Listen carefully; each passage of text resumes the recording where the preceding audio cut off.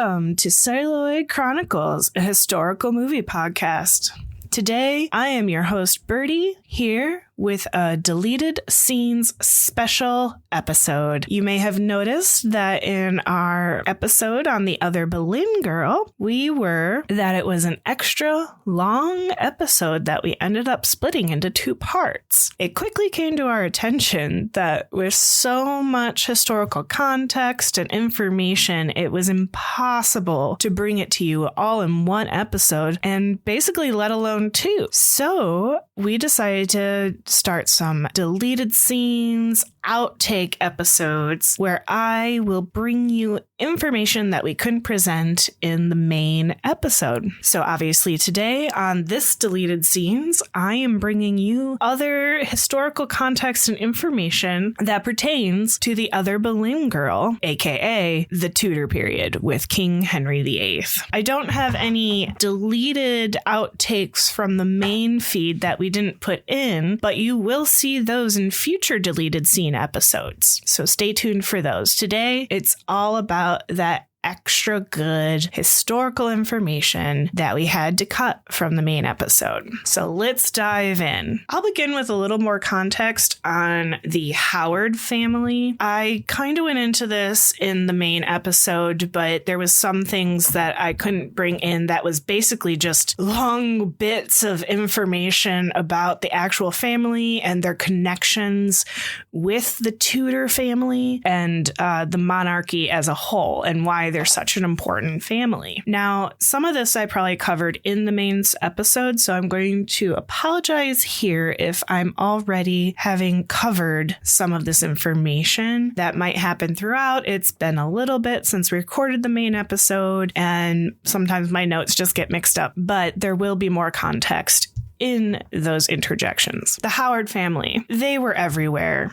They really pervaded the court. If you weren't a Howard directly, you were probably related to one back in that day. The family, as I think I mentioned in the main episode, they'd been disgraced when the Duke of Norfolk, which was their main title, died fighting against Henry VII at Bosworth in 1485. His son, Thomas Howard, had been imprisoned in the Tower of London, though demonstrated his loyalty to the new regime, meaning King Henry VIII, when, unlike his rival Edmund Dudley, you may know the Dudley family, had refused this opportunity to escape. So Thomas Howard was released and began the work of restoring his family, and many of whom showed that loyalty by joining Whitsuntide tournament at the beginning of King Henry VIII's reign. So now I'm just going to go through some of that family just to really drive home how pervasive the genetic material of this family was throughout the court. Thomas Howard was the son of Sir Thomas Howard, the later second Duke of Norfolk, which was 1443 to 1524, by his first wife, Elizabeth Tilney, who died in 1497. She was the daughter of Sir Frederick Tilney and the widow of Sir Humphrey Bourchier, the grandson of John Howard, first Baron Howard, who was later the first Duke of Norfolk, so cousins. Through his great-grandmother, Margaret Mowbray, Howard was a descendant of Thomas of Brotherton, the first Earl of Norfolk, the sixth son of King Edward I of England, so there's your royal connection. Through his great-grandfather, Sir Richard Howard of Tendring Hall, Stoke by Nayland, Suffolk, Howard was descended from Richard, 1st Earl of Cornwall, the second son of King John, who had an illegitimate son named Richard, who died in 1296, whose daughter, Joan of Cornwall, married Sir John Howard at that time, who died shortly in July of 1331. Likewise, through his ancestor Isabel de Albigny, something French, wife of John Fitzalan, 3rd Lord of Clune and Owestry, Howard was descended from Roger Bigod, the first Lord of Norfolk after the Norman Conquest. In 1483, his father and grandfather were created Earl of Surrey Surrey and Duke of Norfolk, respectively, in reward for their loyalty to the Duke of Gloucester, who became King Richard III after usurping the throne from his nephews, the sons of Edward IV, who you will know as the Princes in the Tower. And in 1485, the Howards fought on the side of Richard III at the Battle of Bosworth, as we mentioned earlier, where the first Duke lost his life and the Earl of Surrey was badly wounded. As the battle resulted in the accession of Henry VII Tudor, the Howards' loyalty to the losing side resulted in the forfeiture of their titles and most of their properties. Nevertheless, they soon began to be rehabilitated, and again in 1489, Thomas's father was restored as Earl of Surrey. So that's like a little short ditty of like how they are so involved in the royal family, how they also piss off the royal family, as we know later on, but keep coming back because basically they're family. All right, moving on. Something I really wanted to touch on, but didn't have a lot of space for in the main episode, was the context of the Reformation and what that really meant at this time and why it was such a huge shift in history. It's a watershed moment at this time that King Henry VIII broke from the Church of Rome. And when we say Church of Rome, we mean the leaders of the Catholic Church, the Roman Catholic Church, as it was at that time, who had nearly ultimate power throughout Europe at that time. So I wanted to give some context on why, like, how did King Henry VIII, a king in England, which might seem very important as like a superpower in England, but it really wasn't. He was just one king in all of Europe. He had a lot of political clout, but as I'm going to talk about later, he was one of several very powerful men in Europe at that time. And I can almost say he was not the most important. That would probably go to the Holy Roman Emperor, which was a thing at that time. And at the time was Queen Catherine's nephew, which I mentioned in the main episode. So why was it such a big deal that Henry VIII broke? And why did that matter? Well, in England especially, and in that northwestern European countries, so we got England, Ireland, Scotland, the northern European countries, and even the western European countries, we got Germany, or what would become Germany, several smaller kingdoms at that time, and then we've got Russia and Eastern Europe. All of these people were already having huge issues with the way the Catholic Church was run, the way the Church of Rome was run, and their interference in European politics. In many ways, Henry VIII's break with Rome was the middle beginning, where it really started to realize, like, oh, even monarchs can pull away from the Catholic Church. There was already grumblings. There was already dissenters, and the Protestant denominations were already coming out of the woodwork at this time. They were already staking their claims. It was just that until Anne Boleyn, who was already converting to Protestantism by her time in France, as I mentioned, brought it to Henry VIII and made him realize, like, oh, I really don't need to listen to the Catholic Church. I really don't have to bow to the Pope, as it were. That it kind of started a real domino effect, but it was already happening. And then why did people go along with Henry VIII's change? Well, I'm about to get into it. So there's a long lead up to this Reformation. It wasn't just a sudden, oh, let's do this moment. It was long coming, hundreds of years coming. And a lot of that was the fault with the popes and the way that they ran the church. So at this time, we're going to move back a couple hundred years, about the mid 1300s, when discontent with Rome was already beginning. And you may guess that this kind of happened because the Black Death, where so many people were dying and basically questioning their entire world, and many felt that the apocalypse was upon them. That doesn't sound familiar at all. Momentously for the church, Pope Clement formulated the bull of the theory of indulgences and affixed this with money.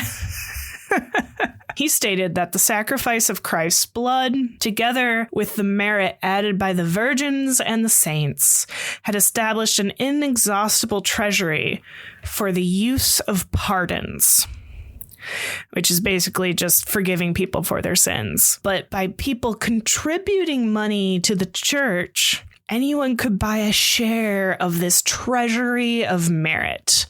So this was like the prosperity gospel in its earliest proto form. So, but because of this buy away your sins idea, the church gained a lot of revenue. But unfortunately, by setting this up this way, that revenue is matched in a loss of respect. Obviously, especially for 90% of the people who couldn't afford those indulgences, who couldn't,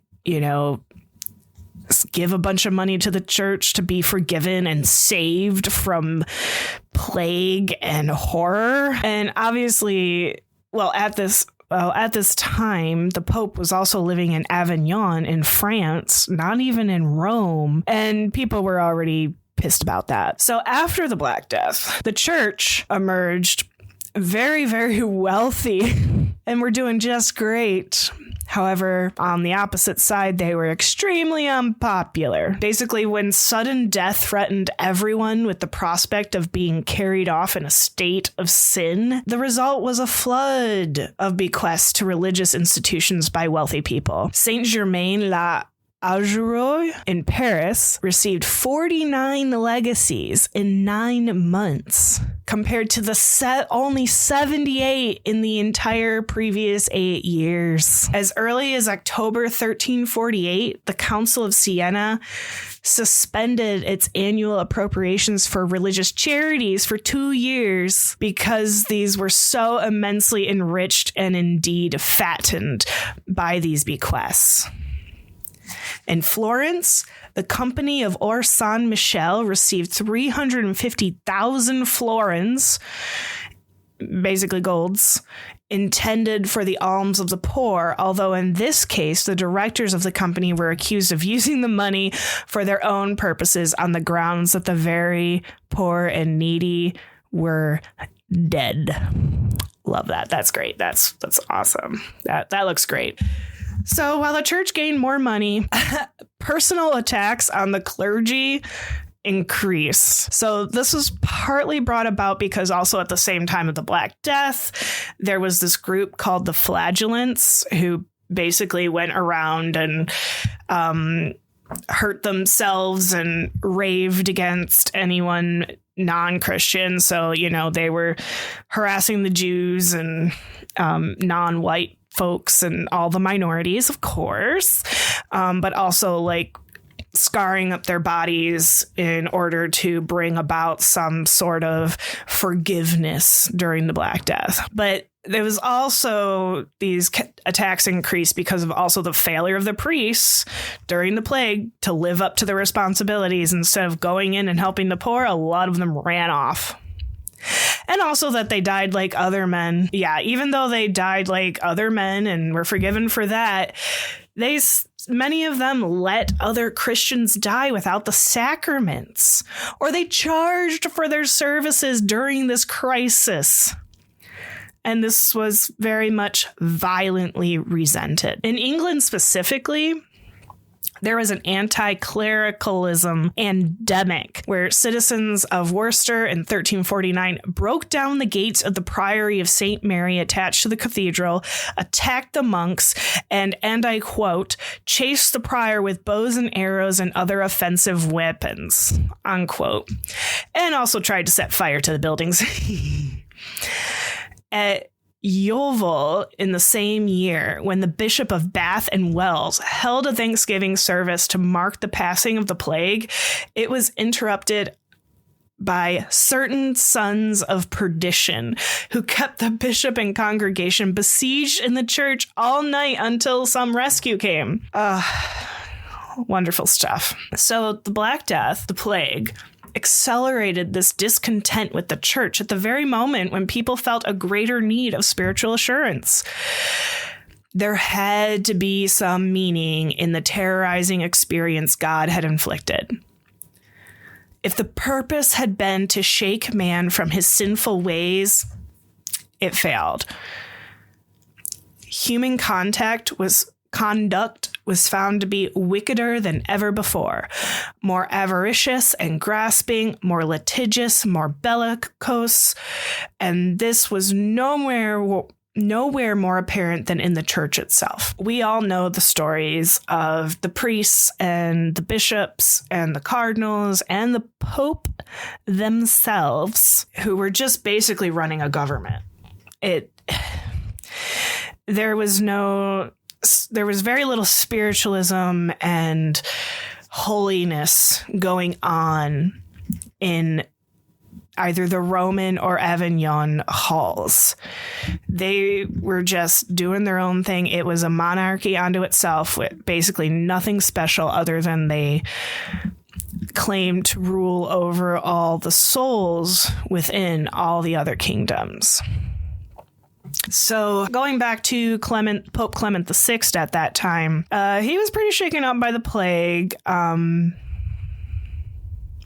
And he actually had an outburst of anger and shame when he was petitioned in 1351 to abolish the mendicant orders. But if he did, he said, and I quote, "What can you preach to the people? If on humility, you yourselves are the proudest of the world, puffed up, pompous, and sumptuous in luxuries. If on poverty, you are so covetous that all the benefices in the world are not enough for you. If on chastity, but we will be silent on this, for God knoweth what each man does and how many of you satisfy your lusts," unquote. And in this sad state of affairs, he died within a year.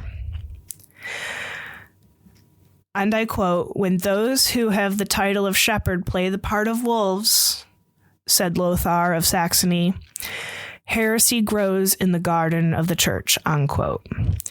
So while the majority of people doubtless plodded on as before, that dissatisfaction with the church gave impetus to heresy and dissent, to all those seeking God through the mystical sects, to all the movements for reform, which were ultimately to break apart the empire of Catholic unity. So some of the thoughts that were going around for people and the leaders at this time, that if the plague, the Black Death can happen, the most lethal disaster ever known, was merely a wanton act of God, or not even of God, then the absolutes of a fixed order were loosed from their moorings.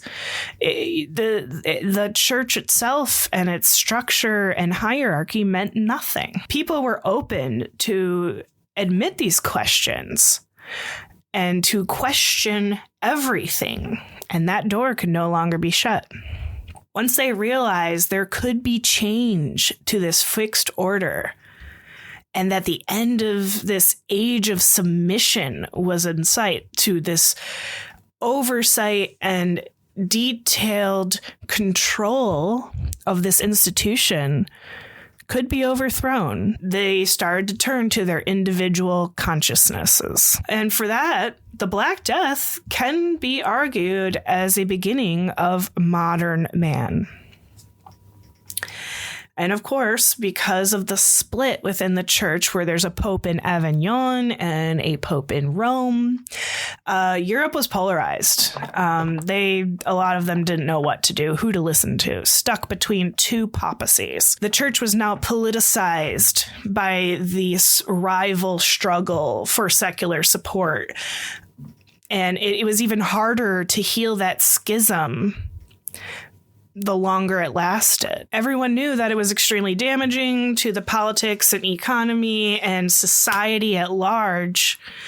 And it was very important to find some sort of reunification. But with war and the schism going on, it kept that breach open.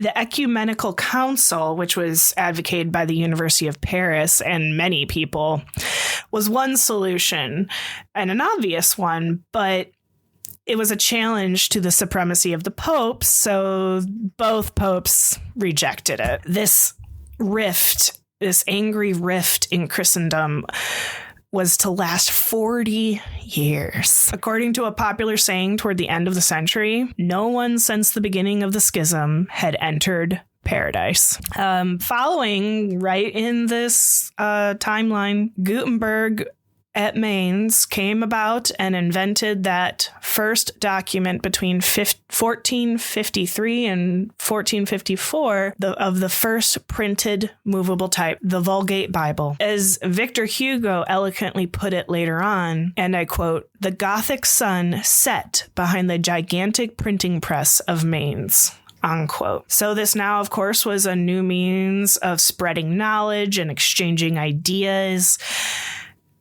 And that was very beyond the medieval times at that point. These printing presses quickly appeared in Rome, Milan, Florence, Naples, and then Paris, Lyon, Bruges, and Valencia by the 1470s. The first music was printed in 1473. William Caxton set up his printing press at Westminster in 1476 and published that still unsurpassed work of English prose, Malory's Morte d'Arthur, in 1484. And then with the Tudors on the English throne, that settlement came about between England and France that eventually concluded in the Treaty of Étaples in 1492. Obviously, that year is remembered for other reasons. So we have Europe at this point, at the beginning of the 1500s, a Europe that once poured all their energies into things like the Crusades and other wars and puffing up families and trying to get along the Silk Road and everything. Now they found that energy put into voyages, discoveries, and settlements in the New World. And from there, we enter the decades that we know during this time where King Henry VIII is on the throne. And you can see quickly how the Reformation began and took off at that point. And of course, this doesn't even touch on the ramifications of Lutheranism, Calvinism, and all the other Catholic dissenters that were coming out of the woodwork and publishing books and other contraband to the Catholic Church at this time. Okay, now we're going to move on to what I meant by the precariousness of the Tudor dynasty. Why was Henry VIII so concerned to the point of obsession about having a son and having this dynasty continue? I covered a little bit of this during the episode, but there was a lot I had to leave out. We're going to go all the way back to the time of the anarchy, and we're going to touch a little bit on the War of the Roses and how this all fits into the problem of continuing a specific dynasty. So we're going to talk about Henry II, who was the son of Matilda, daughter of Henry I, who was the son of the William of Conqueror. So this is William the Conqueror's great-grandson. Like William the Conqueror and his grandfather, Henry I, Henry II fully appreciated the throne because he also had won it, rather than simply inheriting it. The younger Henry had spent his early years watching relatives fight for the crown. His mother had failed to overcome her cousin Stephen. She and his father had contested the king hard enough to pave the way for their eldest son to win the crown in the end, but Matilda did not end up fully ruling in her own right. Henry II would father 8 children, 5 of whom became kings or queens. So this was the start of a cascading of Henry I's blood into the centuries to come. He actually had prophesied, supposedly, in 1133 that his grandson would inherit it all. But he had been thinking of the Anglo-Norman realm that he had made his, with Anjou and Maine as strategic additions. Yet Henry II was an Angevin prince first and foremost, whose prime success on behalf of his people was the union of Anjou and Normandy. That is what his other grandfather, Fulk V, had sought each time when proffering his children, first Matilda, then Sibylla, and finally Geoffrey, in marriage to the most most likely successor to the Norman duchy. Henry II's Plantagenet bloodline would, after the reigns of his sons Richard the Lionheart and King John, split off into different tributaries. But the broader House of Plantagenet would occupy the throne of England from Henry II's succession in 1154 until Richard III's slaying by the Tudors in 1485.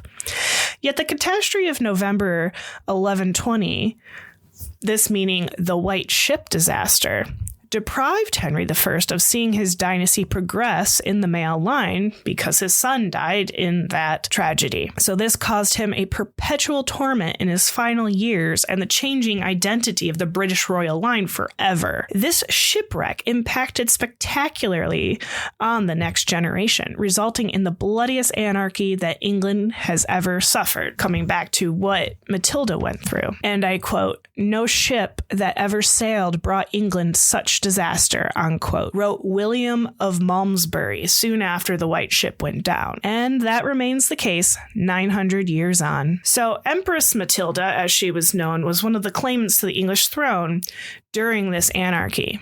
Being the daughter of Henry I, ruler of England and Normandy, she went to Germany as a child when she was married to the future Holy Roman Emperor Henry V. She traveled with the emperor to Italy in 1116 and was controversially crowned empress in St. Peter's Basilica and acted as the imperial regent in Italy.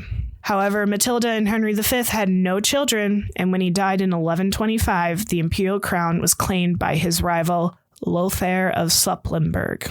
She then returned to England. So at the same time, Matilda's younger and only full brother, William Atheling, died in the White Ship disaster. And that was in 1120. And this left Henry I with no true heirs and a succession crisis. Upon her widowhood, she came back to Normandy, and a marriage was arranged for her to Geoffrey of Anjou to form that alliance to protect that southern border in France. Henry I had no further legitimate children. His wife had passed away and he was getting on in years. So he did nominate Matilda as his heir. And much like in, as many people have seen in The House of the Dragon, he made his entire court swear an oath of loyalty to her and her successors.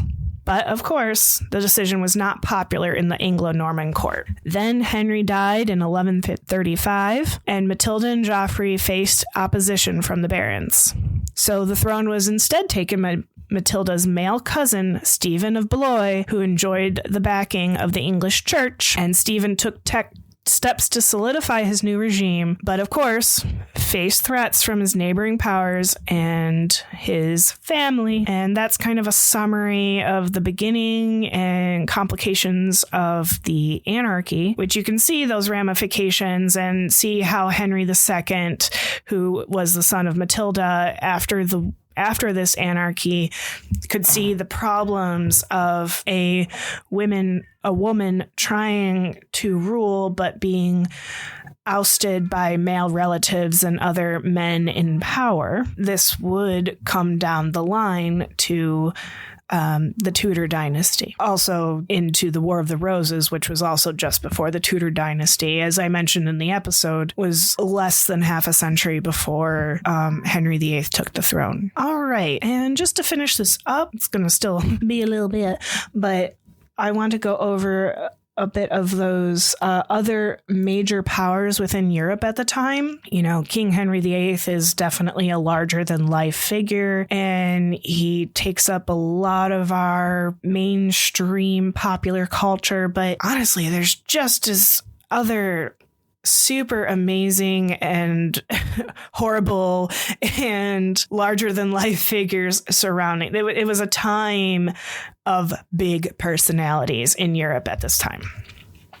So, you know, feudal Europe in the Middle Ages changed fast into this cluster of national states and was a unity of Christendom, but it was also more in danger than it ever had been before and was threatened and partly taken over by the Ottoman Turks, thanks to the succession of several able and ambitious sultans that were surging westward on all the fronts. And obviously the discovery of the New World brought fabulous wealth to Spain and Portugal, which actually caused great disruption to the traditional European economy. And here we are. There was no other period before the modern one, I suppose, that the entire continent was overshadowed by 4 heads of state, giants, all born together in a single decade between 1491 and 1500. So they were, in order of age, King Henry VIII of England, King Francis I of France, and the Ottoman Sultan Suleiman the Magnificent, and the Holy Roman Emperor Charles V. So sometimes they got along, most of the time they didn't, but they held Europe in their hands. So we'll start with Francis I. He was the most colorful. He was born in Cognac on September 12th, 1494. He also was a long way from the throne. He wasn't supposed to necessarily rule. I think we talked about this a little bit in the episode when Henry VIII's sister tried to marry the Dauphin, which was Francis's older brother, and he died. So Francis's father, Charles, Count of Angoulême, was the only first cousin of the reigning king, the already ailing Louis XII, and who, in his determination to produce a male heir, married 3 wives. I'm not even sure that, as a Christian, that's not, anyway. But the last was Henry VIII's younger sister, Mary Tudor. The French were shocked that this beautiful 18-year-old with luscious golden hair to her waist should be handed over to a gouty and toothless old dotard 3 times her age. But Mary bore her fate philosophically, knowing that it could not possibly last very long. And she was right. After their wedding night on October 9th, her battered bridegroom boasted to all who could listen that he had performed marvels. Nobody believed him. He died on New Year's Day, 1515, less than 3 months after the marriage, as I mentioned in the episode. And a lot of people said it was because of his exertions in the bedchamber. So obviously Mary Tudor found it hard to not be relieved or show that outwardly. And she had long been passionately in love with Charles Brandon, the Duke of Suffolk, who was best friends with Henry VIII, and she was now free to marry him. This was actually shown in The Tudors on Showtime. However, for some reason, they had her marrying the old King of Portugal, which I didn't quite understand why they didn't just make it France, but I think that's because they were mixing up some timelines and they wanted Francis already around to have that rivalry with Henry VIII, but okay, sure. Anyway, and she quickly married him, and that was a whole thing, but Francis I, meanwhile, assumed the throne. Just the previous year, he had married King Louis's daughter, Claude, so I assume also his cousin, on January 25th, 1515. And he was crowned and anointed the 57th King of France. All right, and we shall move on to Holy Roman Emperor Charles V. As I mentioned earlier, he was considered by far the most powerful man in Europe. He was born in Ghent in 1500 and was one of the youngest of 4 princes and grandson of the Emperor Maximilian, the son of Philip the Handsome of Austria and Joanna the Mad of Aragon and Castile. He had inherited neither of his parents' primary attributes. He was said to be unattractive and ungainly, with the characteristically immense Habsburg chin and protruding lower lip. And he was fully aware of these facts. Now, in addition to his already vast domains as a prince, he was, with his election as the Holy Roman Emperor, He was put upon with all the old patrimony of the Habsburgs, comprising most of modern Austria, Germany, Switzerland, Milan, Bohemia, and Western Hungary, and I'm sure more at some point. So most people thought of him as being of modest talents and mediocre abilities, but this actually wasn't quite true. They were definitely doing the ableist thing of like, oh, you look ugly, so you must be stupid. Thankfully not. And he, sensibly enough, he actually entrusted the Central European part of the empire to his brother Archduke Ferdinand, despite the fact that the Archduke had been born and brought up in Spain and never set foot in the old empire until his 18th year. But in 1521, Charles married Ferdinand to Anne, the sister of King Louis of Hungary. And in the following year, that King Louis married his and Ferdinand's sister Mary. So he got them all together and tied up in knots, literally.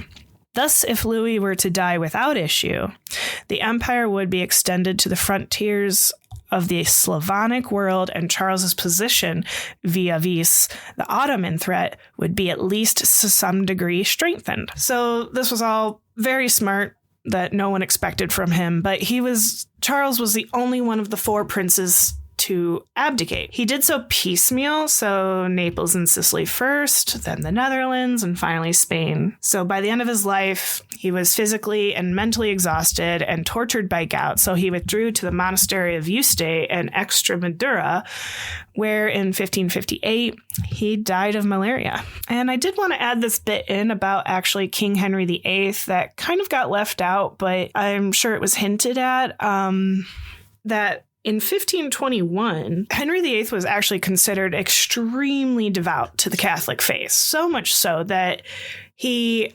actually presented a magnificently bound copy of a book that he had written called the Assertio Septem Sacramentorum, which was actually a refutation of Martin Luther's recent book on the Babylonian captivity. And he presented it to Pope Leo X. So the Pope actually was deeply impressed by this. He read it a lot and regularly expressed surprise that such a book could have been written by a king. Especially at the age of 34, and praised it to the skies. He gave the king the new title, Fidei Defensor, Defender of the Faith. I think we might have mentioned that in the episode, but theoretically it was awarded only to Henry VIII and not to his successors, but in 1543, by Act of Parliament, it was joined in perpetuity to the English crown. Obviously, this doesn't seem to continue on make sense, since the faith in question is the Roman Catholic one, and which Henry and successors did very little to defend. But its abbreviation, Fide Def, or more often simple FD, regularly appears on British coinage to this day, meaning like even Queen Elizabeth II and King Charles III are considered defenders of the faith. Thought I'd throw that in. Now, as for Suleiman I, or more commonly known as Suleiman the Magnificent, he was born in Trabzon on the southern coast of the Black Sea to Sejad Selim, or Selim I, probably on November 6, 1494. His mother was Hafsa Sultan, a concubine convert to Islam of unknown origins who died in 1534. And upon the death of his father, Selim I, in 1520, he ascended the throne in Constantinople as the 10th Ottoman Sultan. He was prolific in campaigning in the Western world and was the bane of all Europe for a very long time. It wasn't until he was defeated in Vienna in 1529 that a lot of his expansion of his empire was halted. He was considered to preside over the apex of the Ottoman Empire's economic, military, and political strength. He also fought for years against the Shia Muslim Safavid Empire in Persia, which resulted in the annexation of Mesopotamia. Ottoman Tripolitania was established in North Africa. And his fleet, his fleet of ships dominated the seas from the Mediterranean to the Red Sea and through the Persian Gulf. He also personally instituted some great progressiveness within his own empire to the society itself, education, taxation, and criminal law. His reforms were carried out in conjunction with the Ottoman chief judicial official, Ebu Suud Effendi, which harmonized the relationship between the two forms of Ottoman law, Sultanic and Islamic. He was also a distinguished poet and goldsmith. His reign is considered the golden age of the Ottoman Empire. So he even broke with Ottoman tradition by marrying Roxolana, a woman from his imperial harem. So she was actually from Eastern Europe, a Ruthenian, or an Eastern Slav, basically, who converted to Sunni Islam from Eastern Orthodox Christianity. And she actually in herself became one of the most influential figures of the Sultanate of Women period in Ottoman Empire. Upon his death in 1566, after 46 years on the throne, he was succeeded by his and Roxolana's son, Selim II. So that's a little bit on him. So the death of Suleiman before the walls of Sevagat brings most of our story to the end. So of the four princes who together constitute this whole passage, only he actually lasted the longest. He outlived them all, basically. None of the other three reached even 60. Francis died at 52, Henry at 55, and Charles at 58.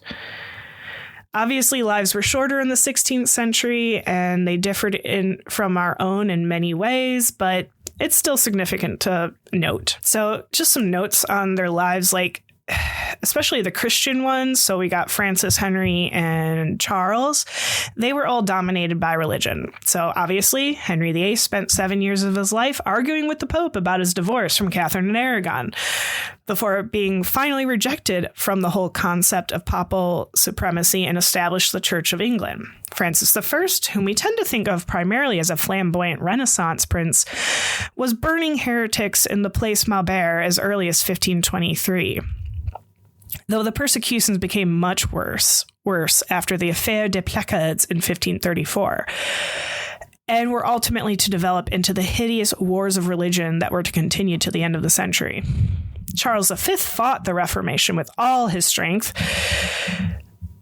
did his unsuccessful best to prevent it from spreading through the states of North Germany, and was responsible for the burning of many a heretic at the stake, and spent his last years in a Spanish monastery. Suleiman, a Muslim, cannot obviously be properly compared with the other three. Though many writers talk about his spirituality, there's no doubt that he conscientiously obeyed the call to prayer. It will be noted that he was quite spiritual. There's no doubt that he obeyed the call to prayer and the other requirements of his religion, as did all his subjects. But as many writers and historians will tell you, to its credit, Islam is a simpler faith than Christianity, and somehow we feel that the Prophet Muhammad loomed less large in the Sultan's day-to-day thinking than in Jesus Christ in that of the princes of the West. Suleiman, though, had one quality that was very obviously lacking in Francis and Charles, and definitely uncertain in Henry, and that quality is tolerance. Suleiman had an instinctive respect for the beliefs of others and readiness to allow them their own customs, traditions, and forms of worship. In his dominions, that tolerance was absolute. And if the other princes had followed his example, I'm sure there would have been a much happier Europe. So the Sultan was the odd man out. It is good to note that none of the Christian princes ever met Suleiman. He kind of remained this shadowy, looming figure from the East that kind of a boogeyman soon to come in the wars. To Henry, he was especially not relevant. Henry is noted as saying, "One should be more apprehensive of a certain other person than the Great Turk, of one who devises worse things against Christendom than the Sultan," pointing darkly across the channel at France. Cardinal Wolsey went even further. "The Turks were so remote that they really did not affect England at all." Thought that was amusing. And that brings me to some of the outtakes. I wanted to keep it simple. So these are your deleted scenes. I hope you enjoyed them. Obviously, let me know if there's something you felt I should have covered. I'm always happy to do a addendum episode, but I figured this would be a good start. So thank you very much. And so thank you for listening to Celluloid Chronicles, a historical movie podcast. Please like and subscribe to us wherever you listen, and we hope you join us again soon. And always remember, live like you're making history.